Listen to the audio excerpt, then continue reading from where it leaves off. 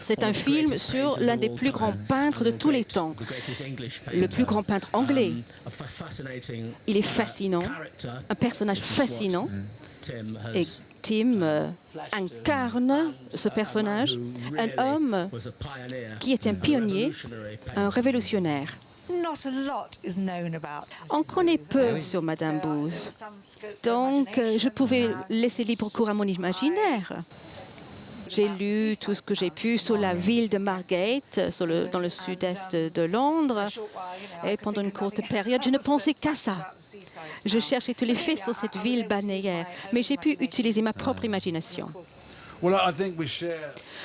Nous partageons pas mal de choses. Nous sommes petits, gros et un peu moches. Donc ça, c'était une chose. Mais la chose formidable lorsque vous travaillez avec Mike Leigh, vous départagez du personnage. Vous isolez le personnage. Il est tout seul, ce personnage. Mais bien sûr, vous incarnez.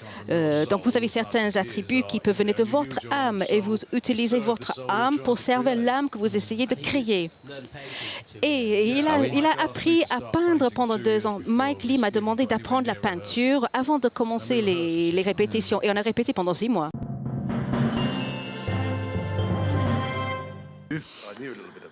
Je connaissais un peu Turner déjà. Mais tout ce que je savais, c'était un homme d'un certain poids et assez drôle, et comme moi d'ailleurs. Vous pouvez lire tous les livres que vous voulez, vous pouvez faire des recherches pendant des millions d'années, mais ça ne va pas vous donner ce qui se passe face à une caméra. Ça ne va pas créer Turner. Encore faut-il recréer le personnage face à la caméra. On pourrait dire qu'un peintre peint ce qu'il voit. Un peintre se trouve dans le haut d'une falaise et il peint le ciel, il peint la mer devant lui. Et on sait qu'il y a de nombreuses personnes qui font de la peinture, qui mettent sur un tableau ce qu'ils voient. Ils le font aussi avec des appareils photographiques. Mais lorsque Turner peint, il voit au-delà du ciel, au-delà de la mer, et il nous montre sur son tableau l'expérience qu'il vit et qui va au-delà de la surface des choses. J'ai donc commencé par les couleurs de Turner. Et ça, c'était le seul vraiment travail rigoureux que j'avais à faire. Raconter visuellement cette histoire sur la base des couleurs utilisées par Turner. Comment est-ce que vous avez réussi à faire tous ces bruits à la place du dialogue? Il s'exprime ainsi parce que il a cette passion qui le consume à l'intérieur. Et donc, au lieu de parler, il fait des bruits. C'est un peu comme les gens qui éternuent, qui font un bruit très bizarre. C'est ça.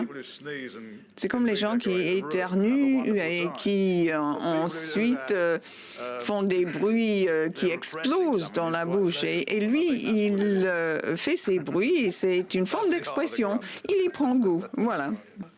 En tant que réalisateur, est-ce que vous pensez qu'il y a des parallèles avec l'artiste M. Turner? Non, pas du tout. Pour formuler les choses différemment,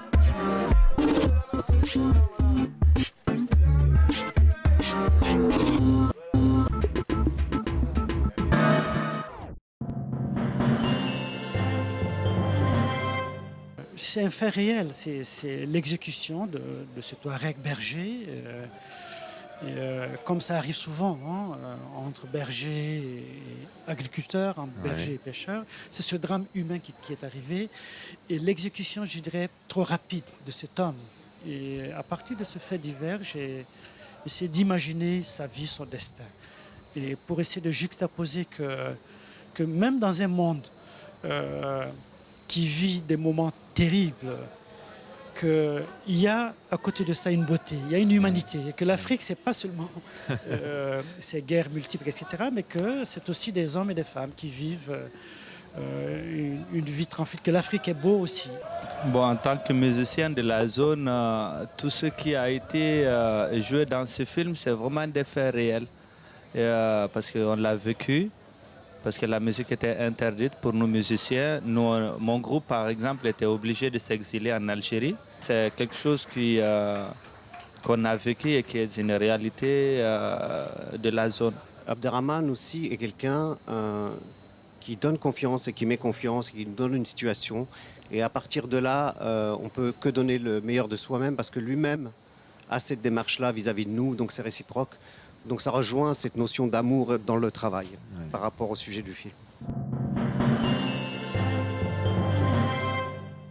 L'être humain n'est pas seulement une chose, n'est pas seulement ça ou rien. Je pense que dans chaque être, il y a une complexité, il y a le mal, mais il y a le bien aussi.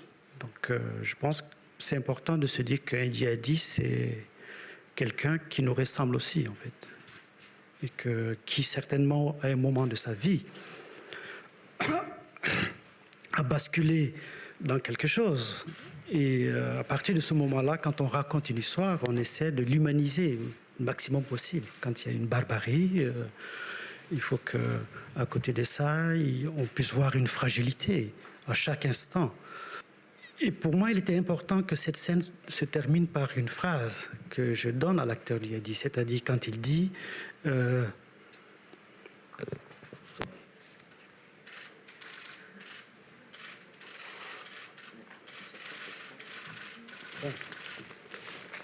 je pense que c'est pas normal, bon. Mais c'est vrai que la fatigue, l'émotion. Madame, au premier rang, vous vouliez poser une... On reviendra peut-être à la... Je dois Ça va pleurer, mais bon.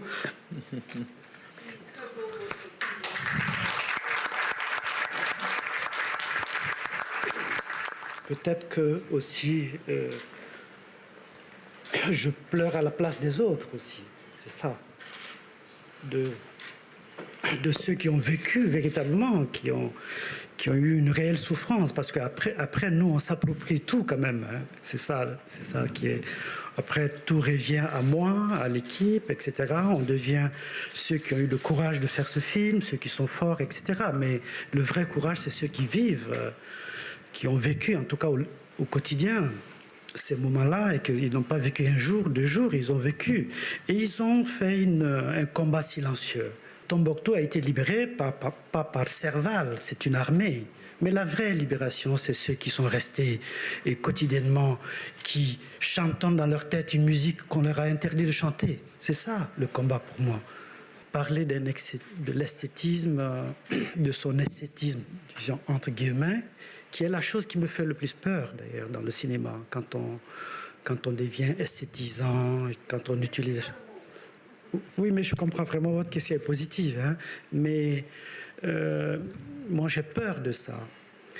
Et après, en même temps, je me sens très libre parce que je considère tout simplement que le cinéma c'est un langage et qu'on le parle avec sa propre intonation. C'est comme une langue. Hein. Moi, je suis pas...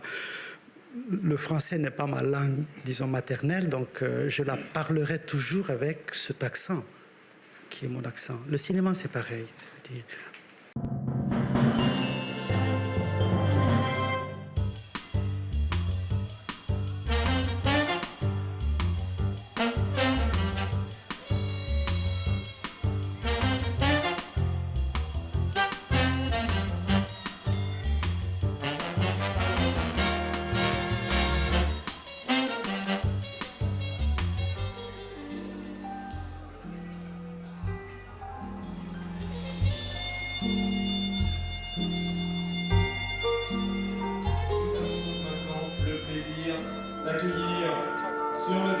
rouge, l'équipe de Mr. Turner, emmenée par son réalisateur Mike Lee.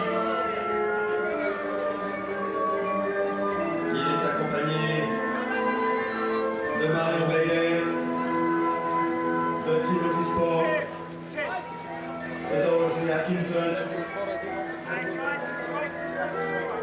ses comédiens, également de son directeur de la photo, Dick Pope, et de sa productrice Porcelano.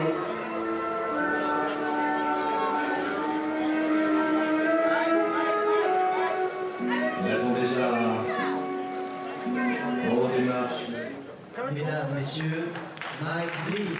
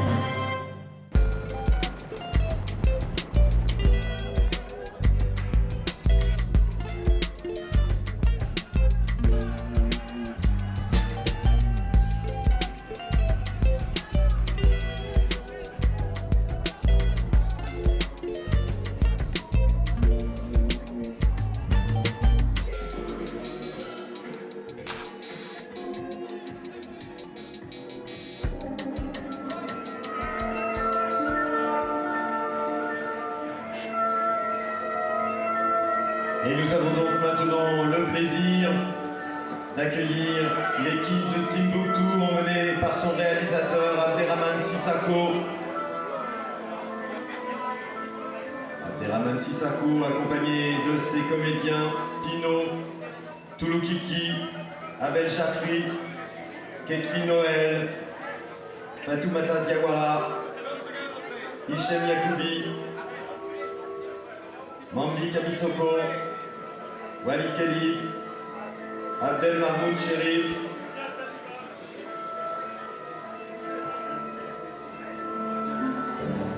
également avec lui sa productrice Sylvie Kala et son distributeur Jean Labadie.